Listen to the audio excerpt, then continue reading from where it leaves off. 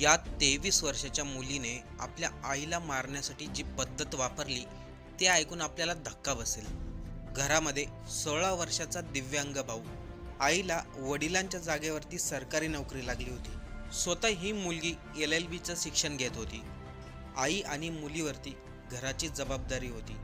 याशिवाय त्यांच्याकडे करोडोची प्रॉपर्टी. कोणतंही टेन्शन नाही. मग या 23 वर्षाच्या आयुषीने आपल्या आईला का मारलं? तिने आईला मारण्यासाठी असा कोणता भयंकर प्लॅन केला ज्याचा सुगावा पोलिसांना देखील लागला नाही? मग पोलिसांनी याच्यामध्ये शोध कसं काय लावला? चला सविस्तर आपण या आजच्या क्राईम स्टोरीमधून जाणून घेऊ. त्या अगोदर आपण चॅनलवरती नवीन असाल तर सबस्क्राईब नक्की करा. ही घटना आहे राजस्थानची राजधानी जयपूरमधली. बाहेरून पाहिलं तर शहर नेहमीप्रमाणे आपल्या दैनंदिन गतीने धावत होतं.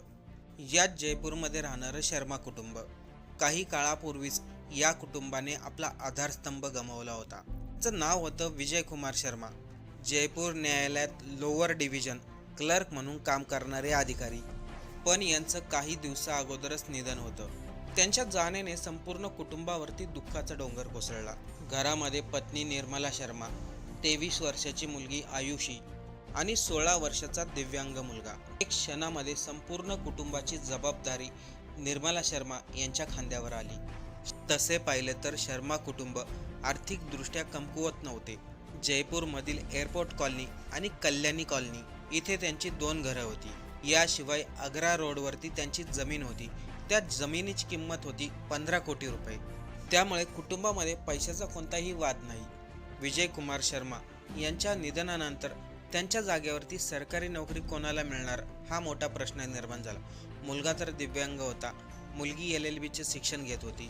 त्यामुळं कुटुंबातील नातेवाईकांनी कुटुंबाची जबाबदारी स्वीकारण्याचा सल्ला दिला. घर चालवायचं होतं, दिव्यांग मुलाचं पालनपोषण, मुलीचं शिक्षण. त्यामुळे निर्मला शर्मा यांनी परिस्थितीचा विचार करून ही जबाबदारी स्वीकारली.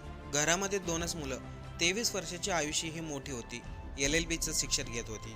बाहेरून पाहिलं तर ती आपल्या भविष्यासाठी मेहनत करणारी विद्यार्थिनी वाटत होती. पोलिसांच्या तपासानुसार याच काळामध्ये घरामध्ये काही कारणावरून मतभेद वाढू लागले. सुरुवातीला हे वाद घरामधील सामान्य मतभेद वाटत होते. मात्र दिवसांदिवस घरामधील वातावरण अधिक तणावपूर्ण होत गेलं. काळ जसा जसा पुढे सरकत होता तसं तसे घरामधील लोकांमध्ये अंतर वाढत चाललं होतं. पोलिसांच्या तपासानुसार आयुषीने याच कारणामुळे एअरपोर्ट कॉलनीमधील आपलं घर सोडलं आणि कल्याणी नगर भागामध्ये असलेल्या आपल्या जुन्या घरात ती एकटीच राहायला आली.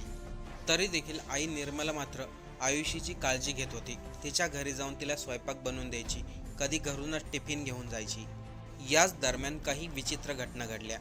दोन्ही घराच्या परिसरामध्ये काही संशयास्पद प्रकार दिसू लागले. सुरुवातीला निर्मला किंवा त्यांच्या मुलीने या गोष्टीकडे लक्ष दिलं नाही. पोलिसांनी या घटनेची नोंद घेतली. निर्मला शर्मा आणि कल्याणी नगरमध्ये ज्या ठिकाणी आयुषी राहत होती त्या दोन्ही ठिकाणी CCTV कॅमेरे लावण्यात आले. पोलिसांच्या मते या काळामध्ये अनेक व्यक्ती एकमेकांच्या संपर्कात असल्याचं लक्षात आलं.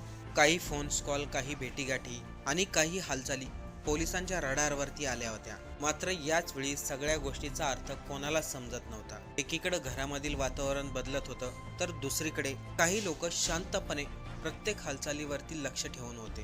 कोण कुठे जातंय, किती वाजता घराच्या बाहेर पडतंय, अशा अनेक गोष्टींची माहिती गोळा केली जात होती.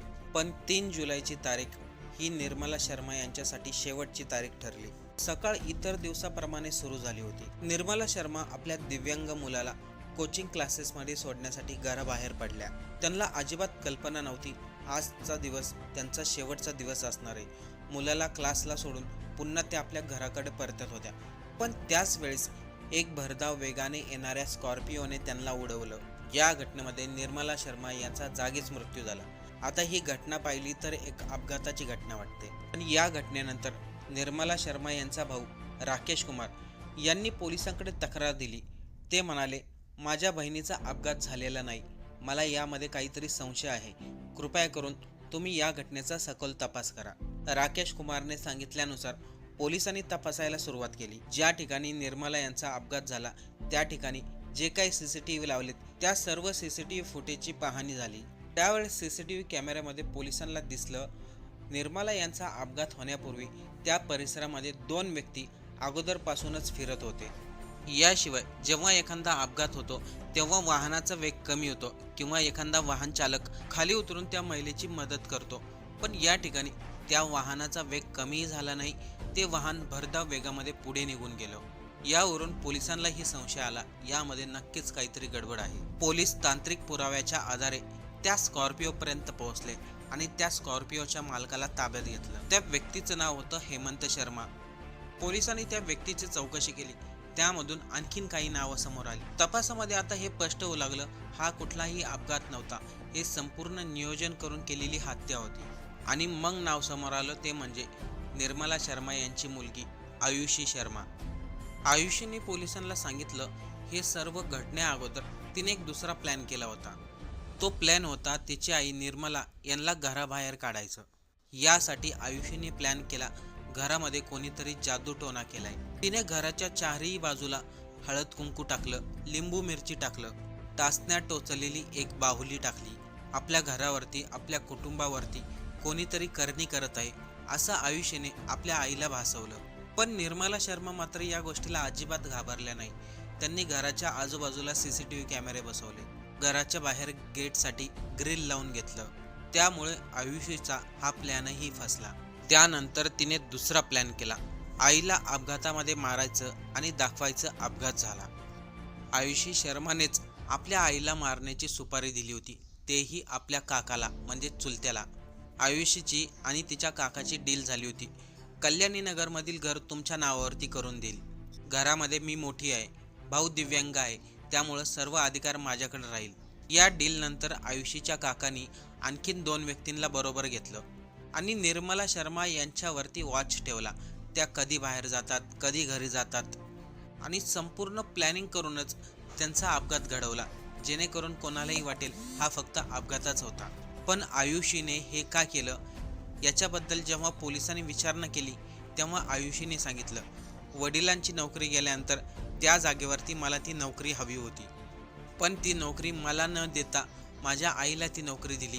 ती नोकरी जर मला मिळाली असती तर मी घराची जबाबदारी स्वीकारली असती, पण आईने तसं होऊन दिलं नाही. त्यामुळंच मी आईला संपवण्याचा प्लॅन केला.